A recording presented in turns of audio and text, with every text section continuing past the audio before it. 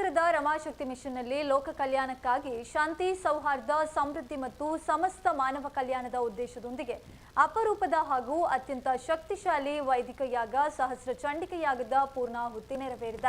ಶಕ್ತಿನಗರದ ರಮಾಶಕ್ತಿ ಮಿಷನ್ನಲ್ಲಿ ಲೋಕ ಕಲ್ಯಾಣಾರ್ಥ ಸೋಮವಾರ ನೆರವೇರಿದ ಶ್ರೀ ಸಹಸ್ರ ಚಂಡಿಕ ಯಾಗದ ಸಂದರ್ಭದಲ್ಲಿ ಶೃಂಗೇರಿ ಶಾರದಾ ಪೀಠಾಧಿಪತಿ ಶ್ರೀ ಮಜಾಗದ್ಗುರು ಶ್ರೀ ವಿಧುಶೇಖರ ಭಾರತಿ ಸ್ವಾಮೀಜಿಯವರು ಅಧರ್ಮ ಕ್ಷೀಣಗೊಂಡು ಧರ್ಮಾಚರಣೆ ಪ್ರವರ್ಧಮಾನಕ್ಕೆ ಬಂದಾಗ ಎಲ್ಲರಿಗೂ ಶ್ರೇಯಸ್ಸಾಗಲು ಸಾಧ್ಯ ಎಂದು ಆಶೀರ್ವಚನವನ್ನ ನೀಡಿದ್ರು. ಯಾಗದಂತಹ ಅನುಷ್ಠಾನ ಆಚರಣೆಗಳಿಂದಾಗಿ ಜಗತ್ತಿನಲ್ಲಿ ಇಷ್ಟಾದ್ರೂ ಶ್ರೇಯಸ್ಸು ಇದೆ. ಧರ್ಮಾಚರಣೆಗಿಂತ ಪಾಪ ಅಧರ್ಮ ಹೆಚ್ಚಾಗಿರೋದ್ರಿಂದ ಅದರ ಪೂರ್ಣ ಶ್ರೇಯಸ್ಸು ಜಗತ್ತಿಗೆ ಸಿಗ್ತಾ ಇಲ್ಲ.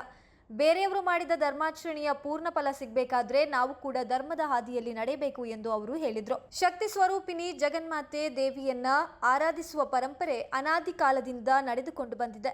ವಿವಿಧ ರೂಪದಲ್ಲಿ ವಿವಿಧ ರೀತಿಯಲ್ಲಿ ಆರಾಧಿಸಿಕೊಂಡು ಬರಲಾಗ್ತಾ ಇದೆ. ರಮಾಶಕ್ತಿ ಮಿಷನ್ ನೇತೃತ್ವದಲ್ಲಿ ಶ್ರೀ ಸಹಸ್ರ ಚಂಡಿಕ ಯಾಗ ಎಲ್ಲರ ಶ್ರೇಯಸ್ಸಿಗಾಗಿ ಶಾಸ್ತ್ರೋಕ್ತವಾಗಿ ಸಂಪನ್ನಗೊಂಡಿದೆ. ಪಾರಂಪರಿಕ ಆರಾಧನಾ ಕ್ರಮವೇ ನಡೆದಿದೆ. ಲೋಕದ ಸಮಸ್ತ ಜನರಿಗೆ ಇದರ ಫಲ ದೊರೆಯುವಂತಾಗಲಿ, ನಮ್ಮೊಳಗಿನ ಅಶಾಂತಿ ಶಮನಗೊಂಡು ಧರ್ಮ ಜಾಗೃತಿ ಮೂಡಲಿ, ಜೀವನದಲ್ಲಿ ಸೇವೆ ಮುಖ್ಯವಾಗಲಿ ಎಂದು ಶ್ರೀ ವಿಧುಶೇಖರ ಭಾರತಿ ಸ್ವಾಮೀಜಿ ಹೇಳಿದರು. ರಮಾಶಕ್ತಿ ಮಿಷನ್ ಅಧ್ಯಕ್ಷ ಉದಯ್ ಡಿ ಬಡ್ಕಲ್ ಸ್ವಾಗತಿಸಿದರು. ಸಹಸ್ರ ಚಂಡಿಕ ಯಾಗ ಸಮಿತಿಯ ಅಧ್ಯಕ್ಷೆ ಡಾಕ್ಟರ್ ಪೂರ್ಣಿಮಾ ಬಾಲಿಗ ಪ್ರಾಸ್ತಾವಿಕವಾಗಿ ಮಾತನಾಡಿದರು. ಚಿನ್ಮಯ ಆನಂದ ನಿರ್ವಹಿಸಿದರು. ಇನ್ನು ಕಾರ್ಯಕ್ರಮದಲ್ಲಿ ಸಂಸದ ಕ್ಯಾಪ್ಟನ್ ಬ್ರಿಜೇಶ್ ಚೌಟ, ಡಾಕ್ಟರ್ ಕಲ್ಲಡ್ಕ ಪ್ರಭಾಕರ್ ಭಟ್, ಪ್ರದೀಪ್ ಕುಮಾರ್ ಕಲ್ಕುರ, ರಮಾಶಕ್ತಿ ಮಿಷನ್ನ ಕಾರ್ಯದರ್ಶಿ ಸುಧಾ ಪ್ರಸಾದ್, ಕೋಶಾಧಿಕಾರಿ ಅಶೋಕ್ ಕೆ, ಸಮಿತಿಯ ಸದಸ್ಯರಾದ ನಾರಾಯಣ, ರಮಾನಂದನ, ಹೇಮಂತನ್ನಪ್ಪ, ಸುಮತಿ ಭಟ್, ನಾರಾಯಣಿ ಮಂಗಳ, ವೆಂಕಟೇಶ್ ಪ್ರಭು, ಮುರುಗನ್, ಸುರೇಶ್ ಕುಮಾರ್, ಉಲ್ಲಾಸ್ ನಾಯ್ಕ, ಜ್ಯೋತಿ ಪುನಚ್ಚ, ನಂದಾಕುಮಾರ್ ವಿ, ಪ್ರತಾಪ್, ಶಂಕರ, ಪ್ರದೀಪ್ ಪಾಲೆಮಾರ್, ಗಿರಿಪ್ರಕಾಶ್ ತಂತ್ರಿ ಮತ್ತಿತರರು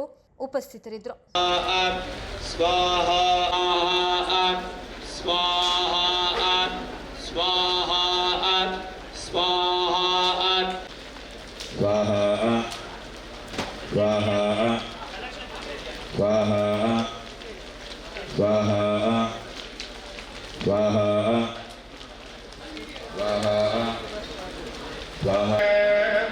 ಪ್ರತ್ಯವರೋಹ ಎನ್ನುವ ಮಂತ್ರದಿಂದ ಎಲ್ಲರಿಗೂ ಸಹ ವಿಶೇಷವಾದಂತಹ ಶ್ರೇಯಸ್ಸು ಪ್ರಾಪ್ತವಾಗಲಿ. ಇಂತಹ ಈಗ ಹೇಳಿದಂಗೆ ಅದನ್ನೇ ಗೀತೆಯಲ್ಲಿ ಭಗವಂತ ಒಂದು ಮಾತನ್ನು ಹೇಳ್ತಾನೆ, ಯಾವಾಗ ಈ ಒಂದು ಕ್ರಮ ಎನ್ನುವುದೇನಿದೆಯೋ ಇದಕ್ಕೆ ತೊಂದರೆ ಆಗುತ್ತೋ ಆಗ ಲೋಕದಲ್ಲೂ ಸಹ ಎಲ್ಲರಿಗೂ ತೊಂದರೆ ಆಗುತ್ತೆ. ಆದ್ದರಿಂದ ಈ ಒಂದು ಕ್ರಮವನ್ನ ಅಂದ್ರೆ ಭಗವಂತ ನಮ್ಗೇನು ಕೊಟ್ಟಿದ್ದಾನೋ ಅದರಲ್ಲಿ ಒಂದು ಭಾಗವನ್ನ ಆ ಭಗವಂತನಿಗೆ ಅರ್ಪಣೆ ಮಾಡಬೇಕು. ಅಂದ್ರೆ ಇಲ್ಲೊಂದು ವಿಷಯ ಏನು, ಆ ಒಂದು ಭಾಗವನ್ನು ಭಗವಂತನಿಗೆ ಅರ್ಪಣೆ ಮಾಡೋದು ಯಾಕೆ ಅಂತಂದ್ರೆ ಅದೇನು ಭಗವಂತನ ಲಾಭಕ್ಕೋಸ್ಕರ ಅಲ್ಲ, ನಮ್ಮ ಲಾಭಕ್ಕೋಸ್ಕರ ಅನ್ನೋದನ್ನು ಪ್ರತಿಯೊಬ್ಬರು ಸಹ ತಿಳ್ಕೊಳ್ಬೇಕು. ನಾವು ಭಗವಂತನಿಗೆ ಕೊಟ್ಟಿದ್ರು ಕೊಡದೇ ಇದ್ರು ಭಗವಂತನಿಗೆ ಯಾವುದೇ ವಿಧವಾದಂತಹ ಲಾಭ ನಷ್ಟಗಳಿಲ್ಲ. ನಮ್ಮ ಶ್ರೇಯಸ್ಸಿಗೋಸ್ಕರ ನಾವು ಭಗವಂತನಿಗೆ ಅರ್ಪಣೆಯನ್ನು ಮಾಡಬೇಕು. ನಾವು ಇದನ್ನು ಅರ್ಪಣೆ ಮಾಡಿದಾಗ ಭಗವಂತ ಪುನಃ ಅದರ ಫಲವನ್ನು ನಮಗೆ ನೀಡುತ್ತಾನೆ. ನಾನು ಯಾವುದನ್ನು ಸಹ ಇಟ್ಕೊಳ್ಳುವುದಿಲ್ಲ, ನನಗೆ ಅದರ ಅವಶ್ಯಕತೆಯೂ ಇಲ್ಲ. ಇದನ್ನು ಗೀತೆಯಲ್ಲಿ ಭಗವಂತ ಹೇಳಿರ್ತಾರೆ. ಏನು ಅಂತಂದ್ರೆ ನನಗೆ ಈ ಲೋಕದಲ್ಲಿ ಪಡೆಯಬೇಕಾದಂತಹದ್ದು ಏನೂ ಇಲ್ಲ ಅನ್ನೋದನ್ನು ಭಗವಂತ ಹೇಳ್ತಾನೆ.